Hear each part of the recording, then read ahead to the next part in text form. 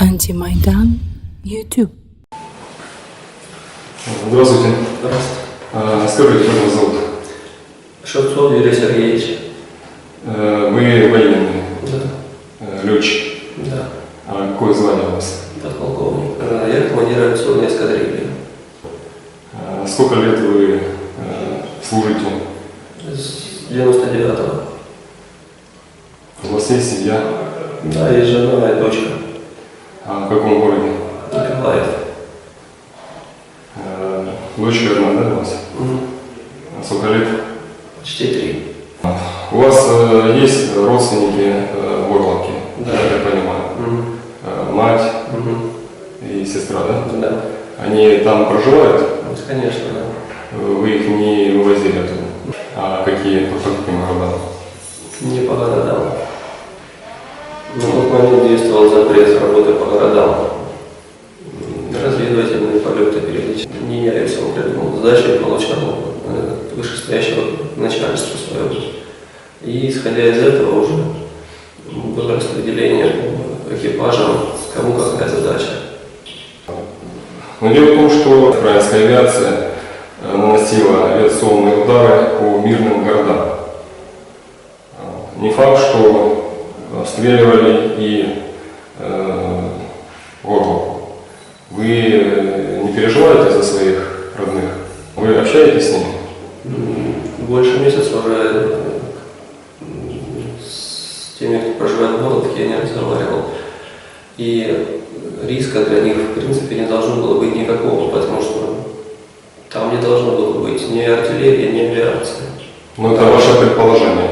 Нет, это не предположение, так было, так задача ставились.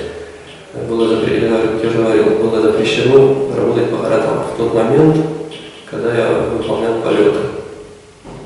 Это где-то с середины июня по 21 июля. В то время у нас задачи находились вне населенных пунктов. Ну, вы не можете ничего сказать, да, как понимаю, по поводу погибших людей, которые пострадали от авианалетов украинской армии. Такого быть не должно было бы. Ну, такое есть, они же не сами умирали.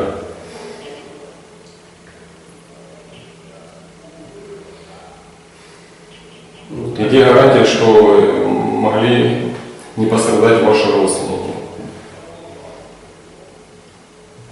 Этого не должно быть. Ну, что вы сделали бы, если бы вы узнали, что там ваши боевые товарищи нанесли авиаудар по вашему родному городу, где вы родились, где ваши близкие люди, вот, и, ну, не дай бог, конечно, вот представим, что они погибли от рук украинской армии. Ну, как бы вы реагировали, вы чувствуете? Вы сами прекрасно понимаете, что чувствовал человек в такой ситуации. Расскажите, как вы попали в плен?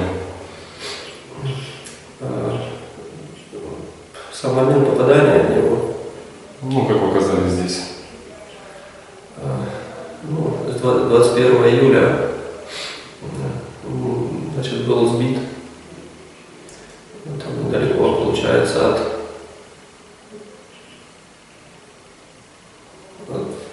Снежного. Вот после этого принял попытку выйти к своим. И где-то числа 18 августа недалеко от Красного Луча был взят в плен. Вы на каком самолете летели? Су-25. А какая задача у вас была в этот момент? Это радиоэлектронное подавление радиотехнических средств. А по-вашему, с кем украинская армия здесь воюет?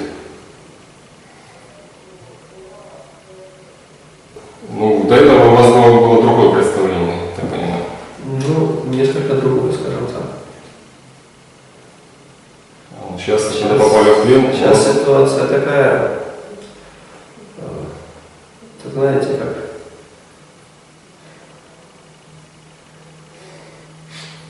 сейчас людьми, насколько я понял уже, в Донбассе.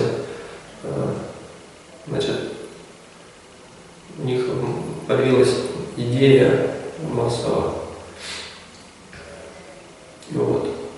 И, наверное, эта идея поднимает большое число людей, ну, обычных, по крайней мере, с кем мне довелось за эти где-то дней 10 пообщаться.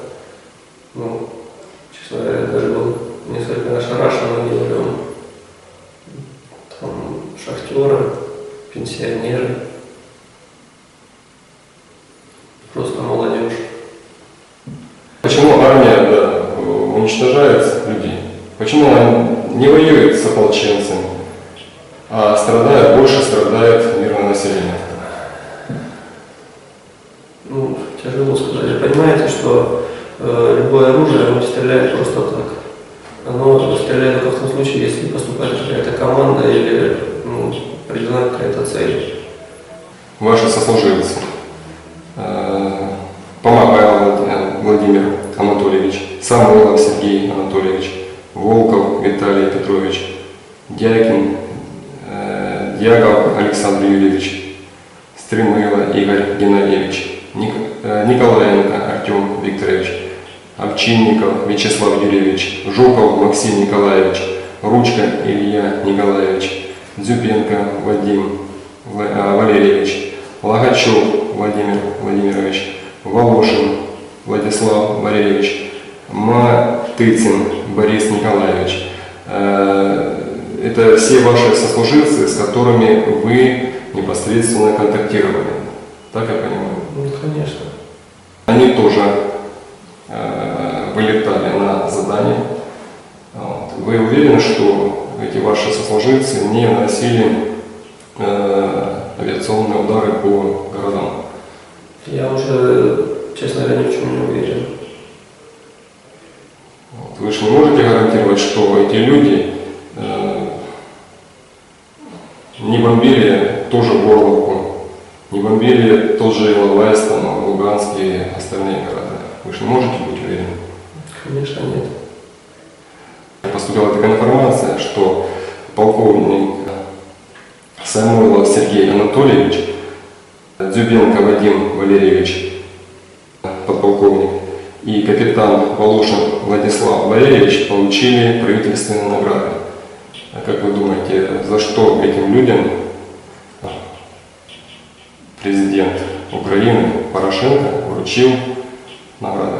За какие такие заслуги? Ну, в любом случае, награды, если вручают, то за что-то. Ну, если исходить из того, что каждая из этих фамилий, которые вы сейчас перечислили, 3 человека, это военнослужащие офицеры, то все вероятности, наверное, да.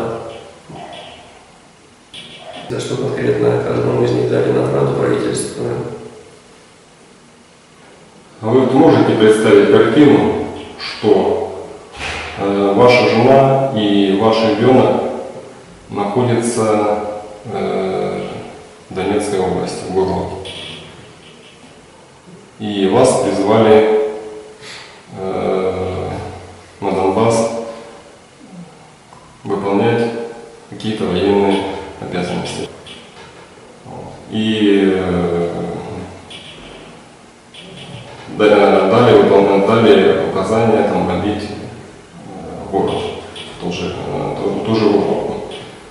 Вот можете это представить? Вы смогли бы выполнить этот приказ?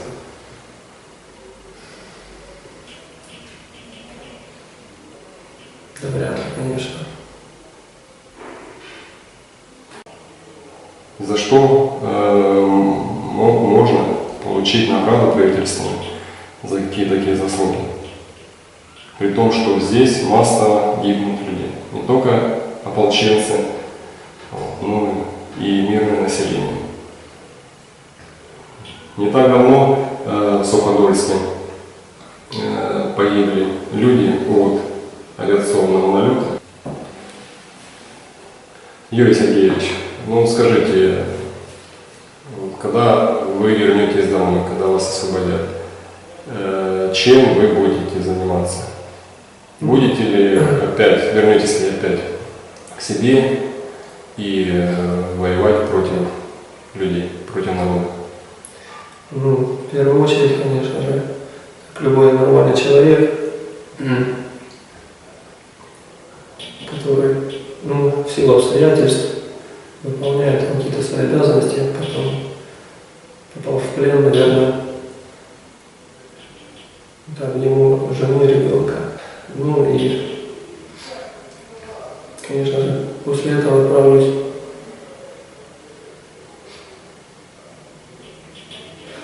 к отцу Валерию, наверное, который курировал нашу часть.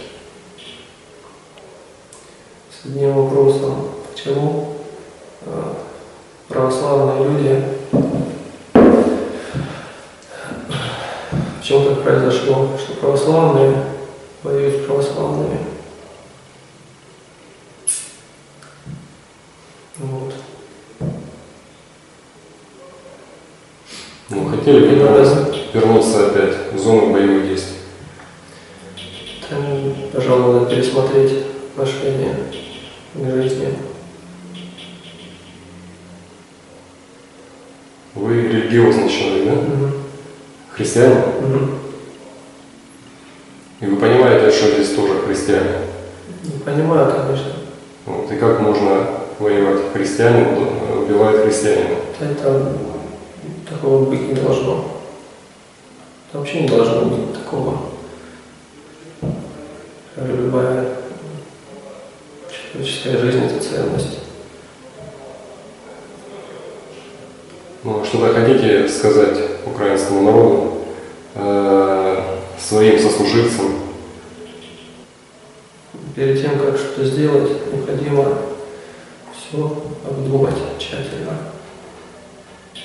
Иногда бывает уже невозможно изменить то, что произошло. Такова жизнь.